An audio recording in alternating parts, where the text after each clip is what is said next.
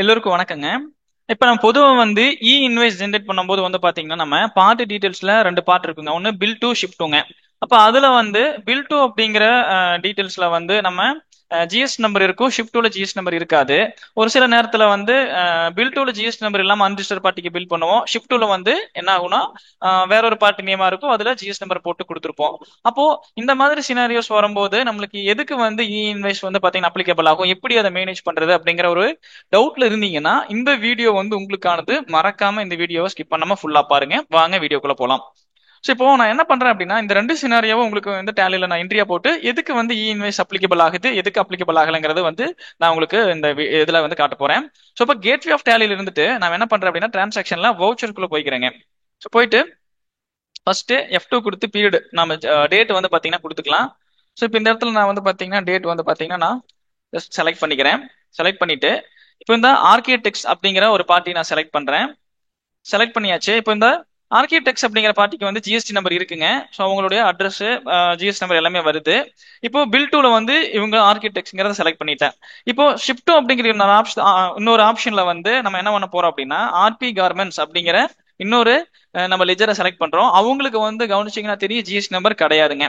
அப்போ பில் டூல GST number இருக்கு, ஷிப் டூல ஜிஎஸ்டி நம்பர் இல்ல. இப்போ இந்த சினாரியோல நான் என்ன பண்ண போறேன்னா என்ட்ரி நான் சேவ் பண்ண போறேன். அப்போ ஜிஎஸ்டி இருக்கிற பில் டூல் இருக்கிற பார்ட்டிக்கு உங்களுக்கு வந்து அப்ளிகபிள் ஆகுமா ஆகாதா அப்படிங்கறத பத்தி இப்ப நம்ம தெரிஞ்சுக்கலாம். இப்போ நான் என்ட்ரியை வந்து என்ன பண்றேன், சேவ் பண்றேன். ஸோ இந்த இடத்துல ஐட்டத்தை செலக்ட் பண்ணிட்டு ஸோ குவான்டிட்டியை வந்து பாத்தீங்கன்னா நான் செலக்ட் பண்றேனுங்க.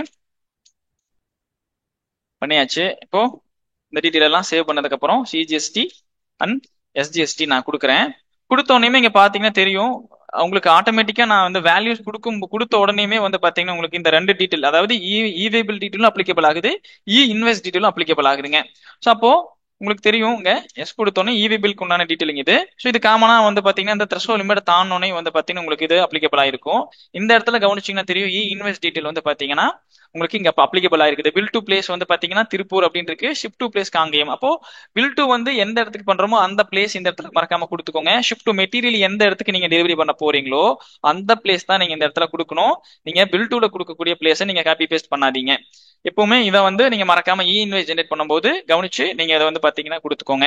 ஸோ இப்போ இந்த இடத்துல நம்மளுக்கு தெரிஞ்சிருச்சு. அப்போ என்ன என்ன இந்த இடத்துல நம்மளுக்கு ஒரு கிளாரிட்டி கிடைச்சிருக்குன்னா இந்த ஆர்கிடெக்ட்ஸ் அப்படிங்கிறவர் வந்து பாத்தீங்கன்னா அவங்களுக்கு தான் நம்ம பில் டூல நம்ம செலக்ட் பண்ணிருக்கிறோம், அவருக்கு ஜிஎஸ்டி நம்பர் இருக்குது. ஸோ அப்போ இந்த இடத்துல ஷிப் டூல வந்து ஆர்பி கார்மெண்ட்ஸ்ங்கிற பார்ட்டிக்கு வந்து பாத்தீங்கன்னா ஜிஎஸ்டி நம்பர் கிடையாது. அப்போ நம்ம இந்த பில் டூல நம்ம ஜிஎஸ்டி நம்பர் கொடுத்தோம்னா ஆட்டோமேட்டிக்கா உங்களுக்கு என்ன ஆகுது அப்படின்னா இன்வாய்ஸ் ஆப்ஷன் எனேபிள் ஆகுது.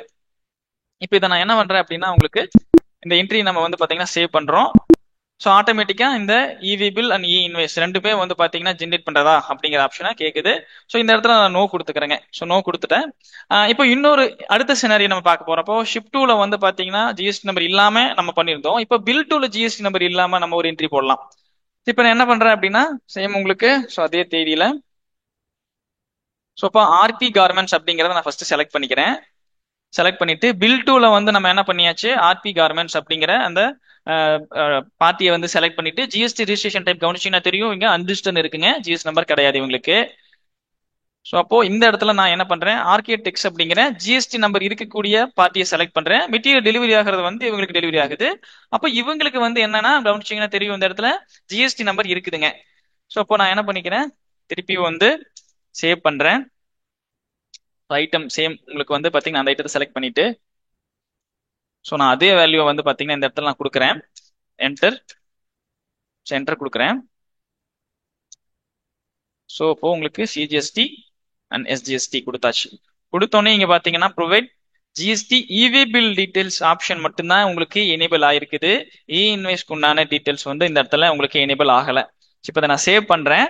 அப்போ உங்களுக்கு பாருங்க இந்த இடத்துல என்ன கேக்குது அப்படின்னா இவி பில் மட்டும்தான் வந்து எனேபிள் ஆயிருக்கு. என்டர் கொடுத்துட்டு நம்ம அக்செப்ட் பண்ணோம் அப்படின்னா we want to send voucher details for EV bill generation. So அப்போ EV bill மட்டும் தான் வந்திருக்குதுங்க. அப்போ இதுல இருந்து நம்மளுக்கு ஒரு கிளாரிட்டி என்ன அப்படின்னா ஸோ இப்போ நான் நோ கொடுத்துட்றேங்க. நோ கொடுத்துட்டு திருப்பி டே புக்குள்ள வந்து வந்துடுறேன். கேட்வே ஆஃப் டேலியில இருந்துட்டு இந்த டே புக்குள்ள வந்துடுறேன். ஸோ இப்போ இந்த ரெண்டு என்ட்ரி இருக்கு இல்லைங்களா. ஸோ இப்போ மூணாவது நம்ம வவுச்சர் நம்பர் 3ல தான் நம்ம என்ன பண்ணோம் அப்படின்னா இந்த ஆர்பி கார்மெண்ட்ஸை செலக்ட் பண்ணோம். செலக்ட் பண்ணிட்டு இப்போ பாருங்க இந்த இடத்துல பில் டூல வந்து உங்களுக்கு என்ன இல்ல, ஜிஎஸ்டி ரிஜிஸ்ட்ரேஷன்ல உங்களுக்கு ரெகுலர் கொடுக்கல, ஜிஎஸ்டி நம்பர் கிடையாது. அப்போ ஷிப் டூல கொடுத்துருக்கோம், ஜிஎஸ்டி நம்பர் இருக்கு. அப்போ எதை பேஸ் பண்ணி உங்களுக்கு வந்து இந்த இவி பில் ஜென்ரேட் பண்றது உங்களுக்கு இதுல ஒரு கிளாரிட்டி கிடைச்சிருக்கும். பில் டூல இருக்கிற பார்ட்டி நேம் அட்ரஸுங்க ஜிஎஸ்டி நம்பர் இருக்கா இல்லையா, இதை பேஸ் பண்ணி தான் நம்மளுக்கு அந்த இ இன்வைஸ் அப்படிங்கிறது வந்து பாத்தீங்கன்னா உங்களுக்கு அப்ளிகபிள் ஆகுது.